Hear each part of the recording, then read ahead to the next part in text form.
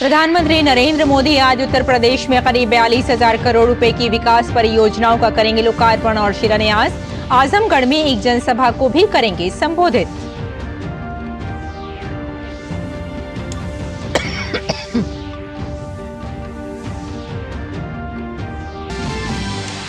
आज मिलेगी छत्तीसगढ़ की महिलाओं को महतारी वंदन योजना की पहली किस्त। प्रधानमंत्री नरेंद्र मोदी वीडियो कॉन्फ्रेंसिंग के जरिए 70 लाख महिलाओं के खाते में पैसे करेंगे ट्रांसफर।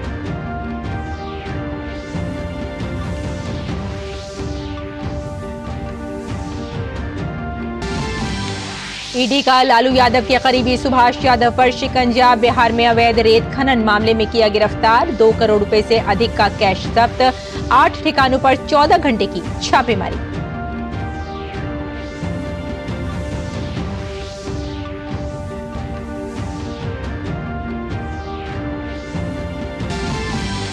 भारत ने संयुक्त राष्ट्र सुरक्षा परिषद में सुधार पर एक बार फिर दिया जोर। यूएन में भारत के स्थायी प्रतिनिधि रुचिरा कंबोज ने वीटो शक्ति पर जताई चिंता। कहा, सुधार प्रक्रिया में वीटो नहीं बनना चाहिए बाधा।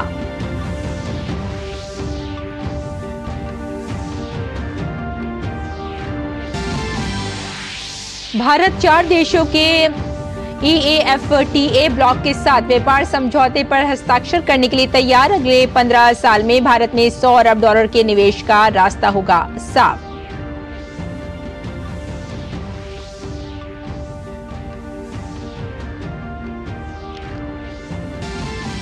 और खेल की खबरों में फ्रेंच ओपन के फाइनल में पहुंची सात्विक और चिराग शेट्टी की जोड़ी। पुरुष युगल के खिताबी मैच में आज जापानी चीनी ताइपे की जोड़ी से होगी भिड़ंत। वहीं पुरुष एकल में लक्ष्य सेन को कांस्य पदक से करना पड़ा संतोष। नमस्कार, स्वागत है आपका। मैं हूं रेशमा आपके साथ। आइए विस्तार से अब खबरों पर नजर डालते हैं।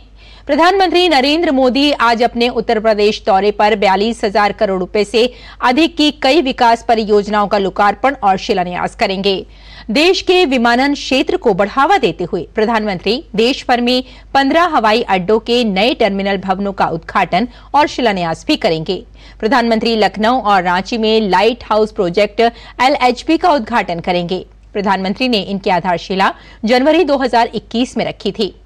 आज उत्तर प्रदेश में रेल और सड़क बुनियादी ढांचे को सुदृढ़ बनाने के लिए 27,000 करोड़ रुपए से अधिक की परियोजनाओं का भी शुभारंभ होगा। प्रधानमंत्री उत्तर प्रदेश में प्रधानमंत्री ग्राम सड़क योजना के अंतर्गत 3,700 करोड़ रुपए से अधिक की लागत से बनी 744 ग्रामीण सड़क परियोजनाएं राष्ट्र को समर्पित करेंगे। इसके अलावा प्रधानमंत्री प्रयागराज, जौनपुर और इटावा में अनेक सीवेज उपचार संयंत्रों और ऐसी अन्य परियोजनाओं का भी उद्घाटन और लोकार्पण करेंगे। प्रधानमंत्री नरेंद्र मोदी वीडियो कॉन्फ्रेंसिंग के जरिए छत्तीसगढ़ में महतारी वंदन योजना की पात्र महिलाओं को आज योजना की पहली मासिक किस्त का वितरण करेंगे। ये योजना राज्य की पात्र विवाहित महिलाओं को मासिक प्रत्यक्ष लाभ अंतरण के रूप में 1,000 रुपए प्रति माह की वित्तीय सहायता प्रदान करने के लिए छत्तीसगढ़ में शुरू की गई है। महिलाओं का आर्थिक सशक्तिकरण सुनिश्चित करने, उन्हें वित्तीय सुरक्षा प्रदान करने, लैंगिक समानता को बढ़ावा देने और परिवार में महिलाओं की निर्णायक भूमिका को मजबूत करने के लिए इसकी परिकल्पना की गई है। ये योजना राज्य की सभी पात्र विवाहित महिलाओं को लाभ प्रदान करेगी जिनकी आयु 1 जनवरी 2024 तक 21 वर्ष से अधिक है। विधवा, तलाकशुदा और प्रत्यक्त महिलाएं भी इस योजना के लिए पात्र होंगी। योजना से करीब 70 लाख महिलाओं को फायदा होगा। प्रधानमंत्री नरेंद्र मोदी राज्य मुख्यालय, जिला मुख्यालय, ब्लॉक मुख्यालय एवं नगरीय निकायों में आयोजित कार्यक्रमों से सीधे वर्चुअल जुड़कर लोगों को संबोधित करेंगे और हितग्राहियों से बात करेंगे।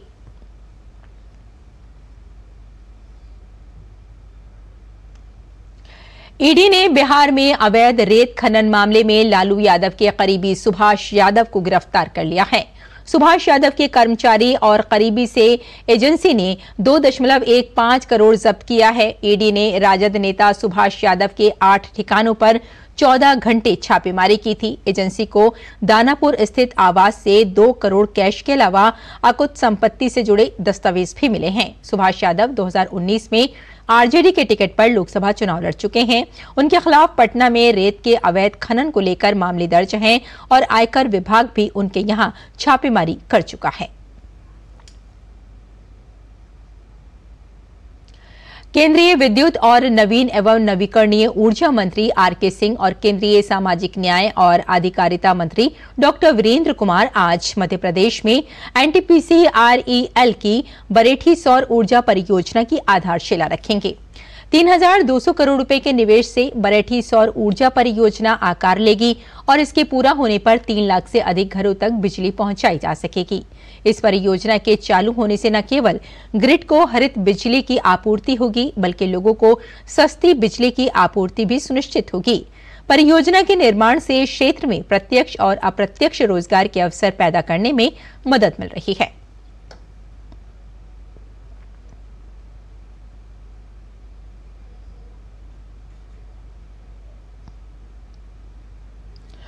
आगे बढ़ते हैं। झारखंड के सिमडेगा जिले में 3 दिवसीय पूसा कृषि विज्ञान मेले का आयोजन किया जा रहा है, जिसका उद्घाटन आज केंद्रीय कृषि मंत्री अर्जुन मुंडा के द्वारा किया जाएगा।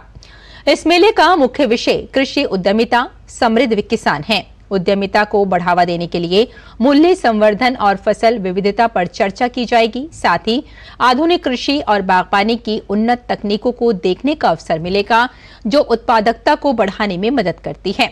भारतीय कृषि अनुसंधान संस्थान पूसा नई दिल्ली के मार्गदर्शन में ये मेला आयोजित किया जा रहा है, जिसमें सिमडेगा के जिला कृषि पदाधिकारी और कृषि विज्ञान केंद्र सहित अन्य विभागों की इस मेले में सहभागिता होगी।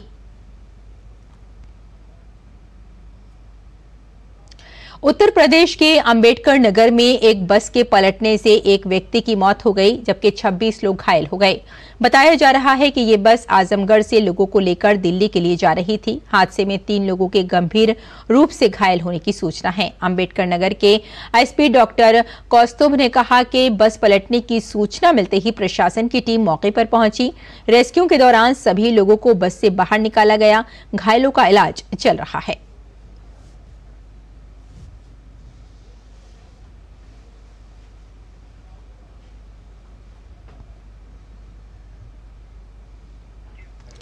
दिल्ली जल बोर्ड प्लांट के अंदर बड़ा हादसा हो गया है। केशवपुर मंडी के पास 40 फुट गहरे बोरवेल में एक बच्चा गिर गया है। दिल्ली फायर सर्विस, एनडीआरएफ और दिल्ली पुलिस मौके पर पहुंच गई है। दिल्ली फायर सर्विस ने ये जानकारी दी है कि बच्चे को बचाने के लिए अभियान जारी है। पश्चिम बंगाल सरकार के रामनवमी पर सार्वजनिक अवकाश के फैसले को भाजपा ने राजनीतिक प्रपंच करार दिया है। भाजपा नेता अमित मालवीय ने ममता सरकार पर निशाना साधते हुए सोशल मीडिया प्लेटफॉर्म एक्स पर लिखा, ममता बनर्जी जो हर बार जय श्री राम सुनते ही गुस्से से नीली हो जाती थी, उन्होंने पश्चिम बंगाल में रामनवमी यानी 17 अप्रैल पर सार्वजनिक छुट्टी दी है। ऐसा उन्होंने अपनी हिंदू विरोधी छवि को बदलने के लिए किया है। हालांकि अब बहुत देर हो चुकी है और महत्वपूर्ण बात यह है कि सुनिश्चित करना होगा कि रामनवमी के जुलूस पर कोई पथराव ना हो। इससे भी महत्वपूर्ण बात यह है कि उन्हें यह सुनिश्चित करना होगा कि रामनवमी के जुलूस पर कोई भी पथराव नहीं होना चाहिए। आगे बढ़ते हैं। भारतीय तटरक्षक आईसीजी और अमेरिकी तटरक्षक यूएससीजी ने संयुक्त पूर्व सी डिफेंडर 2024 का पहला दिन पोर्ट ब्लेयर में पूरा किया। इस संयुक्त अभ्यास का उद्देश्य दोनों सेनाओं के बीच समुद्री सहयोग और अंतर संचालनीयता को बढ़ावा देना था और संयुक्त अभ्यास में भारतीय तटरक्षक जहाजों और विमानों ने समुद्र में तेल रिसाव और अन्य पर्यावरणीय खतरों का जवाब देने में अपनी विशेषज्ञता का प्रदर्शन किया। आईसीजी, ओपीवी और यूएससीजी बर्थोल्फ दूसरे दिन संयुक्त रूप से रवाना होंगे और संयुक्त अभ्यास में शामिल होंगे और बाद में जहाज की आगे की यात्रा के लिए विदाई लेंगे। भारत और अमेरिका का संयुक्त अभ्यास दोनों देशों के बीच गहरे रणनीतिक संबंधों को दर्शाता है और इसका उद्देश्य समुद्री सुरक्षा को बढ़ावा देना और भारत प्रशांत क्षेत्र में नियम आधारित व्यवस्था को बनाए रखना है। सीआईएसएफ आज अपना स्थापना दिवस मना रहा है। सीआईएसएफ के स्थापना दिवस पर केंद्रीय गृह मंत्री अमित शाह ने सीआईएसएफ कर्मियों और उनके परिवार के सदस्यों को शुभकामनाएं दी। उन्होंने देश की सुरक्षा के लिए अपने प्राण न्यौछावर करने वाले शहीदों को भी नमन किया। गृह मंत्री अमित शाह ने सोशल मीडिया प्लेटफॉर्म एक्स पर लिखा, सीआईएसएफ कर्मियों और उनके परिवार के सदस्यों को सीआईएसएफ स्थापना दिवस पर हार्दिक शुभकामनाएं। सीआईएसएफ साहस और देशभक्ति का प्रतीक है, जो देश के महत्वपूर्ण बुनियादी ढांचे की रक्षा करता है और ये सुनिश्चित करता है कि देश का विकास निर्बाध रहे। देश की सुरक्षा के लिए अपने प्राण न्यौछावर करने वाले शहीदों को शत शत नमन।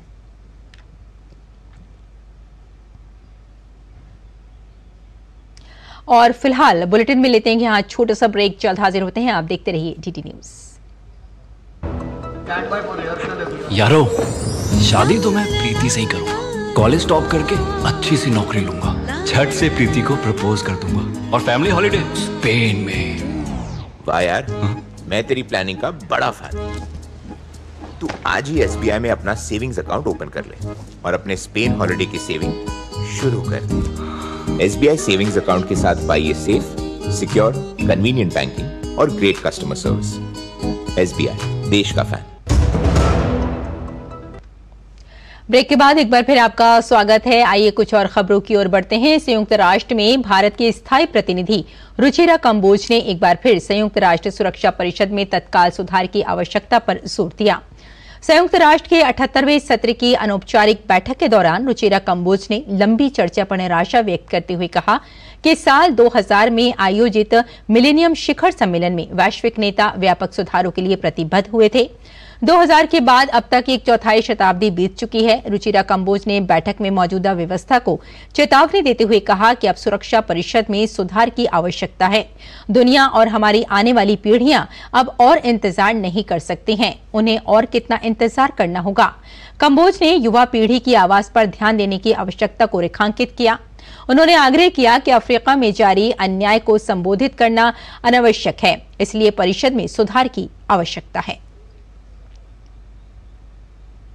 Of the Security Council have been going on, as you well know, in earnest for well over a decade, since the early 1990s. In addition, world leaders at the Millennium Summit in the year 2000 had resolved to intensify efforts to achieve a comprehensive reform of the Security Council in all its aspects. Nearly a quarter century has passed.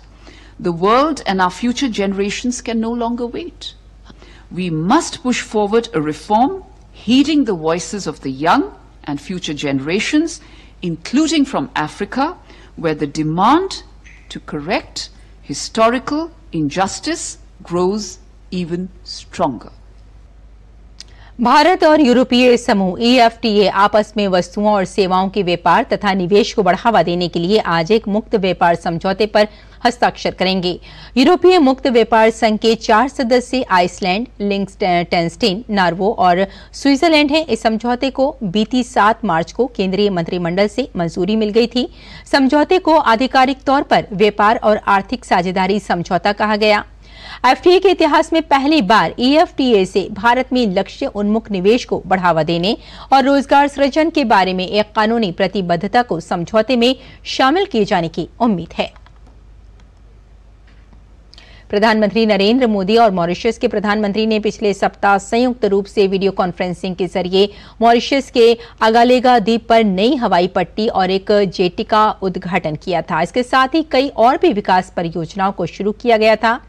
क्या सोचते हैं Mauritius के लोग प्रधानमंत्री नरेंद्र मोदी और भारत के बारे में? आइए देखते हैं इस रिपोर्ट में। पिछले करीब 1 दशक में भारत और मॉरिशस के संबंध और ज्यादा मधुर हुए हैं। इसका जीता जागता उदाहरण है भारत का लगातार मॉरिशस को सहयोग करना। अगर बीते दिनों की बात की जाए तो प्रधानमंत्री नरेंद्र मोदी और मॉरिशस के प्रधानमंत्री प्रविंद जगन्नाथ ने कुछ दिन पहले वीडियो कॉन्फ्रेंसिंग के माध्यम से मॉरिशस के अगालेगा द्वीप में 6 सामुदायिक विकास परियोजनाओं के साथ साथ नई हवाई पट्टी और सेंट जेम्स जेट्टी का संयुक्त रूप से उद्घाटन किया था। इन परियोजनाओं का उद्घाटन भारत और मॉरिशस के बीच मजबूत और दशकों पुरानी विकास साझेदारी का प्रमाण है, जिससे मुख्य भूमि मॉरिशस और अगालेगा के बीच बेहतर कनेक्टिविटी की मांग पूरी होगी, समुद्री सुरक्षा मजबूत होगी और सामाजिक आर्थिक विकास को बढ़ावा मिलेगा। इन परियोजनाओं से स्थानीय लोग काफी उत्साहित हैं। सिंस मोदी जी आए हैं, रिलेशनशिप बहुत गहरे हो गए हैं। India has helped us with grants, with Metro Express, hospitals, और हाल ही में आगालेगा के जो एयरपोर्ट है, एयर स्ट्रिप हैं और जो मैरीटाइम जो पोर्ट है, ये सब India has helped us enormously in building up the infrastructure in Agalega. We are very thankful to Modi ji and India. इन परियोजनाओं का उद्घाटन बहुत महत्वपूर्ण है क्योंकि यह उद्घाटन इसी साल 12 फरवरी को दोनों नेताओं द्वारा मॉरिशस में यूपीआई और रुपे कार्ड सेवाओं के लॉन्च के बाद हुआ है। पिछले 10 वर्षों में दोनों देशों के बीच संबंधों में अभूतपूर्व गति देखी गई है। इससे आपसी सहयोग में भी नई ऊंचाइयां हासिल हुई हैं। भारत मॉरिशस में मेट्रो रेल लाइनों, सामुदायिक विकास परियोजनाओं, सामाजिक आवास, ईएनटी अस्पताल, सिविल सर्विस कॉलेज और खेल परिसरों के बुनियादी ढांचे के विकास में योगदान करने के लिए सहायक रहा है। गिरीश निशाना की रिपोर्ट, डीडी न्यूज, मॉरिशस। और जयपुर के बिरला ऑडिटोरियम में सदाकाल गुजरात कार्यक्रम का आयोजन किया गया। यहां पर माइक्रो आर्ट का प्रदर्शन किया गया। माइक्रो आर्ट बनाने वाले गुजरात के कलाकार शेख सलीम ने सैकड़ों किलो से प्रधानमंत्री नरेंद्र मोदी की 3D तस्वीर बनाई है, जो लोगों को बहुत पसंद आ रही है। हम इस वक्त मौजूद हैं जयपुर के बिरला ऑडिटोरियम में और यहाँ पर आपको मैं एक आर्ट दिखाने जा रहा हूँ जो 3D स्क्रू आर्ट बोला जाता है इसको। सामने आपको जो तस्वीर दिख रही होगी वो प्रधानमंत्री नरेंद्र मोदी की तस्वीर है। इसके जो कलाकार हैं, जिस आर्टिस्ट ने इसको बनाया, हम सीधे उनसे बात करेंगे, उससे जानकारी लेंगे। सर, सबसे पहले तो अपना नाम बताएं और ये जो आर्ट आपने बनाई है ये कौन सी आर्ट है और ये कैसे आपने क्या बनाया है? जी, ये स्क्रू से बनाया हुआ है और इसे 3D पेंटिंग कहा जाएगा और ये 3200 स्क्रू का इस्तेमाल किया है और 23 दिन के अंदर ये बनी है। अच्छा, तो ये जो आर्ट मैं देख रहा हूँ इसमें कई सारे हस्ताक्षर यहाँ पे दिख रहे हैं। किसके हस्ताक्षर हैं? इसमें ये हस्ताक्षर जो साइन की हुई है ये सब जितने भी मंत्री हैं, जैसे कि दर्शना जरदोशी, पीयूष गोयल सर जी हैं, स्मृति ईरानी जी है, फिर हमारे आज सीएम साहब, गुजरात के सीएम साहब आज विजिट में आए थे यहाँ पर आर्ट को देखने के लिए, तो आज उन्होंने भी उनके हाथों से साइन की है। हर्ष संघवी जी है, उन्होंने साइन की है। वो बहुत प्रसन्न हुए क्योंकि ये इस तरह की पेंटिंग अभी तक पीएम साहब की किसी ने बनाई नहीं, और बनाई किसी ने तो वो दूसरी चीज़ से बनाई है, मैंने स्क्रू से बनाई है। और इतनी सारी अभी तक के किसी मंत्री जी ने उस पेंटिंग पे ऐसी साइन नहीं की है। गुजरात के मुख्यमंत्री भूपेंद्र पटेल आज स्टॉल पर आए, इस तस्वीर को देखा, क्या कहा आपसे? वो बहुत प्रसन्न हुए कि क्या चीज़ बना दी आपने, वो बहुत खुश हुए और इसलिए वो खुश होकर उन्होंने साइन की। उनका मैंने नाम भी कार्विंग किया था माचिस की स्टिक में। जैसे मैं माइक्रो आर्ट भी छोटा मोटा करता हूँ, जैसे इस तरह। आपके पास और भी कई सारे आर्ट दिख रहे हैं यहाँ पे, क्या कुछ आर्ट है आपके पास, उसके बारे में? मेरे पास मैस्टिक्स, पेंसिल, मेटल, एग, अंडे पे भी कार्विंग की है मैंने, पेंसिल में भी की है, माचिस में भी की है। जैसे ये माचिस की कार है, ये थार है, ये माचिस की तीलियों से बनी हुई है, इसमें किसी और चीज़ का इस्तेमाल नहीं किया गया है। उससे आगे अब मैं पेंसिल बताऊंगा आपको। ये जो पेंसिल है, पेंसिल में अभी तक पूरे देश में, पूरी दुनिया में किसी ने गणेश जी बनाए हैं तो एक ही बनाए हैं, एक पेंसिल में। ये वो चीज़ है जो एक ही पेंसिल में 3 गणेश जी के अवतार हैं, ये अभी तक किसी ने बनाए नहीं है, ये मेरे पास ही है। तो ये मैंने मेहनत करके बनाया है और आगे इरादा यही है कि इसे और बढ़ाऊं और पूरी दुनिया में नाम बनाऊं। जैसे मैंने एक चीज़ बनाई है, आप देखिए इसे, कि एक ये अंडा है जो मुर्गी अंडा देती है, तो इसके अंदर अपने देश के 100 फ्लैग हैं। एक अंडे में 100 फ्लैग है और इसके अंदर 1000 होल है। इसके अंदर अगर मैं लाइट करता हूँ तो आप देखिएगा, इसके अंदर लाइट रोशनी आर पार होगी। देखिए अंडे के सुराख दिखाई देंगे आपको, 1000 सुराख है, फिर भी ये टूटा नहीं है। ये अपने पूरे हिंदुस्तान में एक ही है। यानी कि ये माइक्रो आर्ट है जो आप बना रहे हैं यहाँ पर, और जिस तरीके से कई सारी विधाओं में आपने इस चीज़ को बनाया है। प्रधानमंत्री नरेंद्र मोदी जी की तस्वीर भी बनाई है। तो जिस तरीके से कलाकार के बहुत सारे आयाम होते हैं, बहुत सारी कलाएं होती हैं, जब कला का प्रदर्शन होता है तो प्रतिभा निखर कर आती है। कैमरा पर्सन राकेश के साथ मोहम्मद अतीक, डीडी न्यूज़, जयपुर। और उत्तर प्रदेश के एक गांव हरसिंह देव का पूर्वा के लोग फाइलेरिया या हाथी पांव जैसी घातक बीमारी से बचाव के लिए जहां स्वयं दवा खा रहे हैं, वहीं लोगों को जागरूक भी कर रहे हैं। अगर एक बार फाइलेरिया हो जाए तो उसके बाद क्या करना चाहिए, देखते हैं हमारे संवाददाता नवाजिश चौधरी की ये रिपोर्ट। हम अभी कानपुर के हरसिंह देव का पूर्वा गांव में हैं। ये गांव भी फाइलेरिया से प्रभावित है। बहुत बड़ी संख्या है यहाँ ऐसे लोगों की जो फाइलेरिया जैसी घातक बीमारी से प्रभावित हैं। इनमें बच्चे हैं, बड़े हैं, बूढ़े हैं, महिलाएं हैं, पुरुष हैं। हम यहाँ एक बात ये जानेंगे कि एक बार जब फाइलेरिया हो जाता है तो उसके बाद हमें क्या प्रिकॉशन लेने चाहिए, सेल्फ केयर का क्या सामान होता है, हम उसको कैसे मैनेज कर सकते हैं और खुद को रिलैक्स फील करवा सकते हैं। आइए लोगों से बात करते हैं। पैरों की साफ सफाई करें, जो भी प्रभावित अंग हैं उनकी साफ सफाई करें और सबसे जरूरी है मच्छरों से बचाव करें। अपने आसपास सफाई रखें, जल भराव ना होने दें और मच्छरदानी का उपयोग करें। फुल आस्तीन के कपड़े पहने। आप ये जो दिया जाता है उसी में पैर धोते हैं साबुन से और ऐसे लगा करके वैसे करते हैं और फिर मलाम लगा लेते हैं। ये हमारे पास में CBSE ये जो है सामुदायिक स्वास्थ्य केंद्र है, वहीं पर हम जाते हैं। वहीं से ना हम ये सरते मैम से ना वो जानकारी लेते तो वो बताती हैं। दवा भी हमने खाई है। बुखार भी आता था और सर पे मुझे दर्द होता था।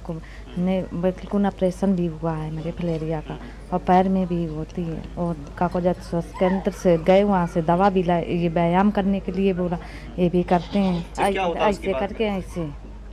अच्छा। अरे मच्छरदानी लगा ले, मच्छर तेल लगा ले, साफ सफाई घर की रखो। सारे लोगों को बताता रहता हूँ और यहाँ तक मैं स्कूलों में जा कर के, दूसरे जिलों में जा कर के इस नेटवर्क के विषय में सारी बातें बताता हूँ।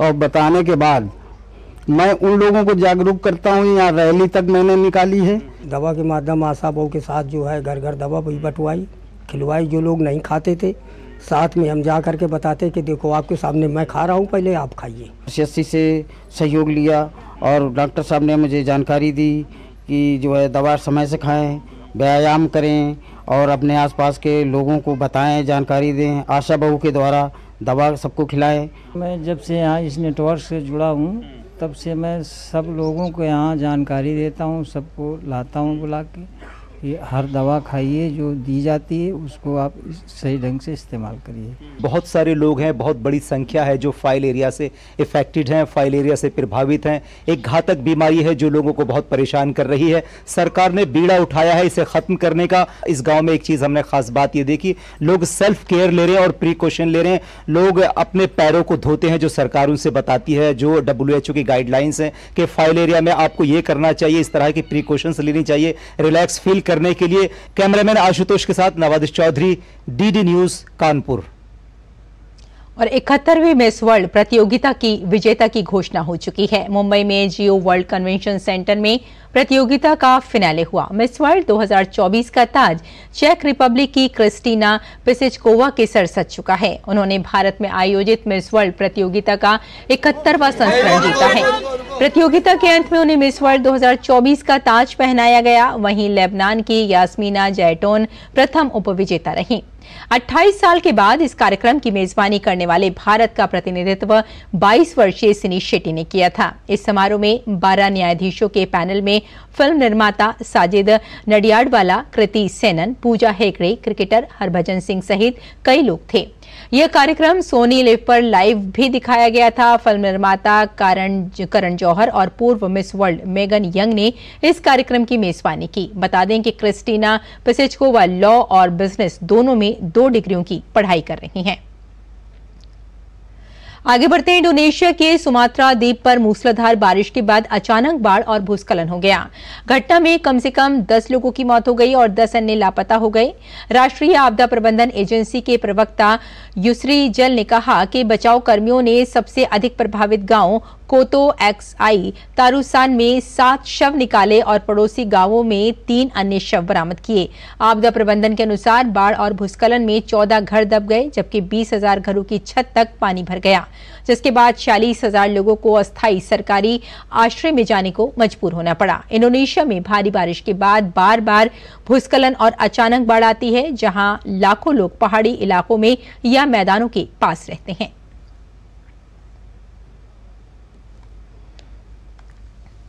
आइवरी कोस्ट के पूर्व राष्ट्रपति लॉरेंट गाग्बो अगले साल अक्टूबर में होने वाले राष्ट्रपति चुनाव में अपनी पार्टी का नेतृत्व करेंगे। वहीं मौजूदा राष्ट्रपति अलासेन ओटारा ने अभी तक ये नहीं कहा कि वे फिर से चुनाव लड़ेंगे या नहीं। गौरतलब है कि 2000 से 2011 तक पश्चिम अफ्रीकी देश के राष्ट्रपति रहे लॉरेंट याग्बो ने अंतर्राष्ट्रीय आपराधिक न्यायालय द्वारा युद्ध अपराध के आरोपों से बरी होने के बाद 2021 में अपनी अफ्रीकी पीपल्स पार्टी कोटे डी आइबर की शुरुआत की थी। नाइजीरिया में आतंकवादियों ने करीब 1 दर्जन से अधिक बच्चों का अपहरण कर लिया है। हालांकि कड़न्ना राज्य की पुलिस ने आतंकवादियों पर तुरंत कोई टिप्पणी नहीं की है। बताया जा रहा है कि कुरेगा शहर में स्थानीय सरकारी शिक्षा प्राधिकरण स्कूल में सुबह की सभा के तुरंत बाद घटना को अंजाम दिया गया। अभिभावकों के मुताबिक स्कूल पहुंचने पर आतंकवादियों ने दर्जनों बच्चों का अपहरण किया। जानकारी के मुताबिक आतंकवादियों ने इस दौरान गोलीबारी भी की। और खेल की खबरों में भारत के चिराग शेट्टी और सात्विक साईराज रेंकी रेड्डी की जोड़ी ने फ्रेंच ओपन बैडमिंटन टूर्नामेंट के फाइनल में प्रवेश कर लिया है। आज होने वाले खिताबी मैच में सात्विक चिराग की जोड़ी का सामना चीनी ताइपे की जोड़ी से होगा। शनिवार की देर रात खेले गए रोमांचक सेमीफाइनल में सात्विक चिराग की जोड़ी ने कोरियाई जोड़ी को 21-13, 21-16 के अंतर से पराजित करके खिताबी मैच में प्रवेश किया।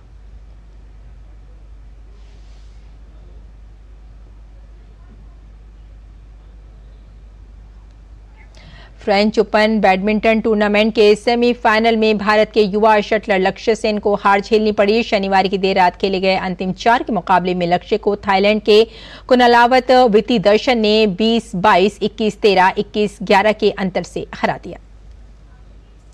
तो फिलहाल इस बुलेटिन में इतना ही। अनुमति दें। नमस्कार।